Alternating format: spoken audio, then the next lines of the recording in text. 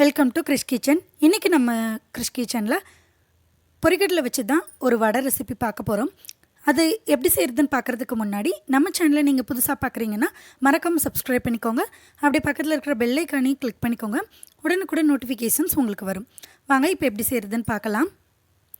இந்த பொரிகடலை வடை செய்கிறதுக்கு முதல்ல நான் 1 கப் அளவுக்கு பொரிகடலை எடுத்து அதை நல்லா ஃபைன் பவுடராக மிக்சியில் அரைச்சி எடுத்துக்கிறேன். இப்போ நமக்கு பவுட்ரு ரெடி ஆயிடுச்சு.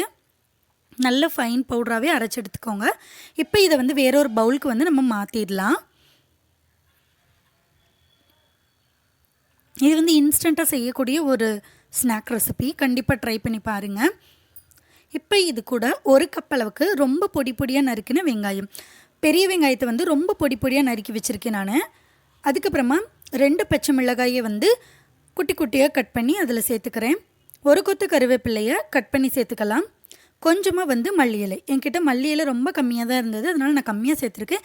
நீங்கள் அதிகமாக சேர்த்துக்கிட்டால் கூட டேஸ்ட் இன்னும் நல்லாயிருக்கும். இது கூட 1 டீஸ்பூன் அளவுக்கு சோம்பு சேர்த்துக்கலாம்.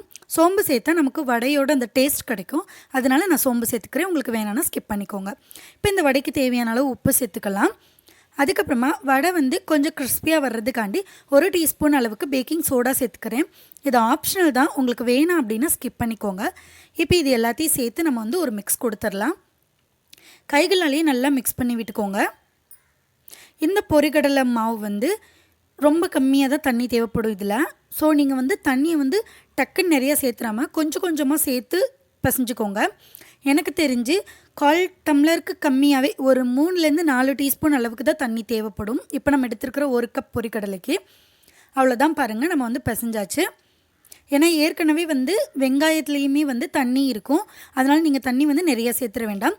ஒருவேளை தண்ணி நிறையா போயிடுச்சு அப்படின்னா இன்னும் கொஞ்சமாக பொரிக்கடலையை மிக்சியில் போட்டு பவுட்ரு பண்ணி சேர்த்துக்கோங்க. அவ்வளோதான். இப்போ நமக்கு கன்சிஸ்டன்சி எப்படி கண்டுபிடிக்கிறதுனா, இந்த மாதிரி உருண்டையை உருட்டி பார்த்தா வரணும். இப்போ கன்சிஸ்டன்சி கரெக்டாக இருக்குன்னு அர்த்தம். இப்போ இதை குட்டி குட்டி வடைகளாக தட்டி ஒரு பிளேட்டில் வச்சிடலாம். எப்போவுமே இந்த வடைன்னு இல்லை, ஏதாவது வடை நீங்கள் செய்யும்போது போண்டாவை தவிர வடை நீங்கள் ப்ரிப்பேர் பண்ணும்போது முதல்ல தட்டி ஒரு பிளேட்டில் நீங்கள் வச்சுக்கோங்க. அதுக்கப்புறமா பொரிச்சிடுங்க. இதனால் என்ன ஆகும்னு பார்த்தீங்கன்னா, நம்மளுக்கு டைமும் சேவ் ஆகும். அட் த சேம் டைம் ஒரு பேட்ச் வடை பொரித்து எடுத்ததுக்கப்புறமா செகண்ட் பேட்ச் போடுறதுக்குள்ளே எண்ணெய் ரொம்ப சூடாகி செகண்ட் பேட்ச் நம்ம போடுற வடை சீக்கிரமாக கருகி போயிடும். அதை அவாய்ட் பண்ணலாம். ஸோ எப்போவுமே நீங்கள் வடை போடும்போது தட்டி ஒரு பிளேட்டில் ஃபுல்லாக வச்சுக்கோங்க. அதுக்கப்புறமா வடை செய்ய ஸ்டார்ட் பண்ணிடலாம். அவ்வளோதான். நமக்கு இப்போது வடை ஃபுல்லாக ரெடி ஆகிடுச்சு. இப்போ 1 கப் பொரிகடலையில் நமக்கு 9 வடை கிட்ட வருது. இப்போ நான் அடுப்பில் நார்மல் குக்கிங் ஆயில் சேர்த்து நல்லா சூடு பண்ணியிருக்கேன். இந்த வடை பொரிக்கிறதுக்கு ஹை ஃப்ளேமில் இருக்கக்கூடாது, மீடியம் ஃப்ளேமுக்கு கொஞ்சம் கம்மியாகவே வச்சுக்கோங்க ஃப்ளேமை. இல்லைன்னா வெளியில் ரொம்ப கருகிடும். பொரிகடலை சீக்கிரமாக குக் ஆகிடும், அதனால் மீடியம் ஃப்ளேம்லேயே வச்சுக்கோங்க. இப்போ எண்ணெயில் போட்டு ஒரு பக்கம் நல்லா பொரிஞ்சதுக்கப்புறமா இன்னொரு சைடு நம்ம திருப்பி போட்டுக்கலாம். டீ போடுற டயத்தில் இந்த வடை ரெடி பண்ணிடலாம். ரொம்ப ரொம்ப குவிக்காக இன்ஸ்டண்ட்டாக ரெடி பண்ணிடலாம். ரொம்ப ஈஸியும் கூட. டேஸ்ட் ரொம்ப ரொம்ப சூப்பராக இருக்கும். அவ்வளோதான். பாருங்கள், நமக்கு கலர் நல்ல ரொம்ப கோல்டன் ப்ரௌன் கலரில் வந்திருக்கு, ரொம்ப கருகாமல். ஸோ அதனால தான் நான் சொன்னேன், மீடியம் ஃப்ளேமுக்கு கொஞ்சம் கம்மியாகவே நீங்கள் வச்சுக்கிட்டிங்கன்னா கரெக்டான கன்சிஸ்டன்சி, அந்த ஃப்ளேம் கரெக்டான லெவலில் இருக்குன்னு அர்த்தம்.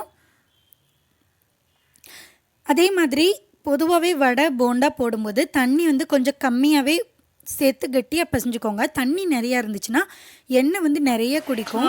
ஸோ நிறைய பேர் வீட்டில் பஜ்ஜி போண்டா அப்புறம் வடையெல்லாம் செய்யும்போது ரொம்ப ஆயிலியாக இருக்குன்னு ஃபீல் பண்ணுவாங்க. அதுக்கு ரீசன் அதுதான். நம்ம தண்ணி கொஞ்சம் கம்மி பண்ணிக்கிட்டோம் அப்படின்னா நம்மளுக்கு எண்ணெய் அந்தளவுக்கு உறிஞ்சாது. இன்னும் அட் த சேம் டைம் கொஞ்சம் கிறிஸ்பியாகவும் கிடைக்கும் நமக்கு வடை. இப்போ நம்ம வடை ஃபுல்லாமே ரெடி ஆகிடுச்சு. பாருங்கள், கொஞ்சம் கூட அதில் ஆயில் இருக்காது. இப்போ நான் இது உங்களுக்கு பிச்சு காட்டுறேன். வாவ், பாருங்கள், வெளியில் கிறிஸ்பியாக இருக்கும், உள்ளே நல்லா சாஃப்டாக இருக்கும். பொரிகடலை நல்லா சாஃப்ட்னஸ் கொடுக்கும். நம்ம கொஞ்சமாக சோடாப்பு சேர்த்ததுனால அவுட்டர் லேயர் கிறிஸ்பியாக இருக்கும். ரொம்ப ரொம்ப டேஸ்ட்டாக இருக்கும். இந்த வடையை கண்டிப்பாக உங்களோட வீட்டில் ட்ரை பண்ணி பாருங்கள். உங்கள் குழந்தைங்களுக்கு செஞ்சு கொடுங்க. ஹெல்தி ஸ்நாக்காகவும் இருக்கும், at the same time oil free ஸ்நாக்காகவும் இது இருக்கும். இன்ஸ்டண்ட்டாக செஞ்சிடலாம். நீங்கள் டீ போட்டுட்ருக்கிற டயத்துலேயே சைடில் இந்த வடை செஞ்சிடலாம். நீங்களும் இந்த ரெசிபியை உங்கள் வீட்டில் ட்ரை பண்ணி பார்த்துட்டு எப்படி வந்ததுன்றதை மறக்காமல் என்னோட கமெண்ட் செக்ஷனில் மென்ஷன் பண்ணுங்கள். நெக்ஸ்ட் ஒரு இன்ட்ரெஸ்டிங்கான வீடியோவோட உங்களை மீட் பண்ணுறேன். அது வரைக்கும் பை.